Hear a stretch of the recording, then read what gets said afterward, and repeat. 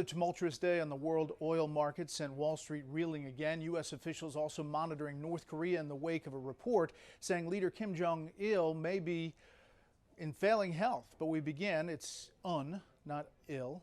Take it again.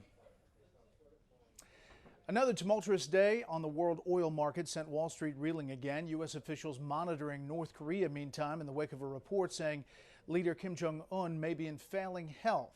But we begin tonight with the latest on the coronavirus. President Trump and Congress coming to a deal for a $484 billion relief bill to replenish a small business rescue effort and provide new funds for hospitals and also a virus testing program. Chief White House correspondent John Roberts has that story tonight.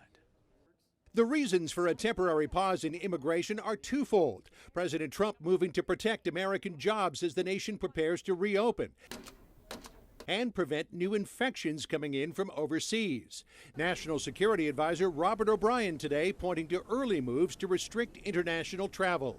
Those bans save thousands or tens of thousands of American lives. And so the president is not going to take political decisions here, but he's going to look at how he can protect Americans both economically and protect their health. The move drawing harsh criticism from Democrats. New York Mayor Bill de Blasio accusing the president of deflecting from the issues of testing and funding for the states. What I saw was bluntly and very sadly just a brazen political move by the president to introduce the question of immigration in the middle of this when he hasn't done those two things I just mentioned. He hasn't gotten us the testing. He's not getting us the stimulus funding. He's not doing his job. Testing was front and center in a meeting this afternoon between the president and New York Governor Andrew Cuomo.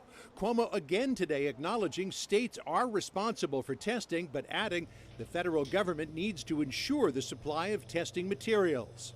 I get the instinct to distance yourself from it, right? From my point of view, I think the federal government has to take that national manufacturer supply chain issue.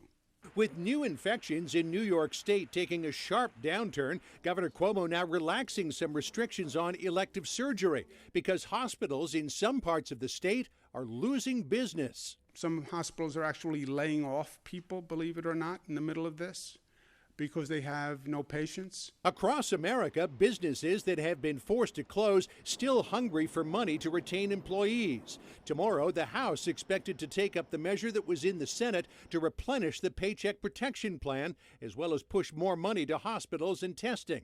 The president tweeting there is likely another round of economic relief coming. After I sign this bill, we will begin discussions on the next legislative initiative with fiscal relief to state local governments. I think that the odds of there being at least one more tranche of policy are very, very high, and that's something that is going to have to probably be addressed in another round of legislation that probably will start to be talked about as soon as the current round is passed. President Trump also today laying out a laundry list of what he would like to see in a fourth economic stimulus package. He would like to see a huge infrastructure investment as well as tax incentives for restaurants, entertainment and sports venues, and a payroll tax cut for employees. Brett?